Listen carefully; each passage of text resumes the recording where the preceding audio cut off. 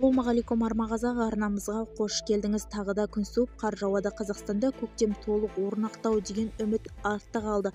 Синоптиктердің болжамына сәйкес алдағы күндер ел аумағында ауа райы құбылмалы сипат алып, жауын-шашын күшейеді. Кей өңірлерде тіпті қар аралас жаңбыр жауып, сәуір айы қазақстандықтарға тағы да таңғалдырды. Құбылмалы ауа райы сақталады. Қазгидромет мамандарының мәліметінше 11-13 сәуір аралығында еліміздің басым бөлігінде ауа райы тұрақсыз болып, бұл жағдайда циклондар мен антициклондардың жиі араласуына байланысты қалыптасып отыр. Соның әсерінен әр өңірде күн сайын күрт өзгеріп, жауын-шашын жиіленді.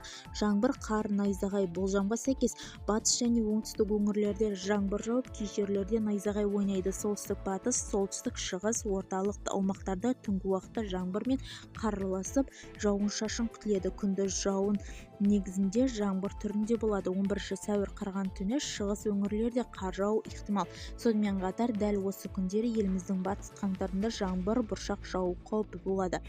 Тұман және көктайғақ қаупі. Синоптиктер республика бойынша тұман түсуі мүмкін екенін ескертті. Бұл әсіресе көлік жүргізушілері үшін қауіпті болуы ықтимал.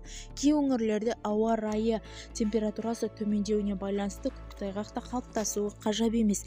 Сәуір айының орталықты жақсанда қыс ызғары әрі толық сәйкестеме байқалмады. Мамандар алдағы күнде ауа райының күрт құбылуына байланысты сақтық шараларды ұстауға кеңес береді. Бізді тамашалауды жалғастырыңыз. Сау саламат болыңыз.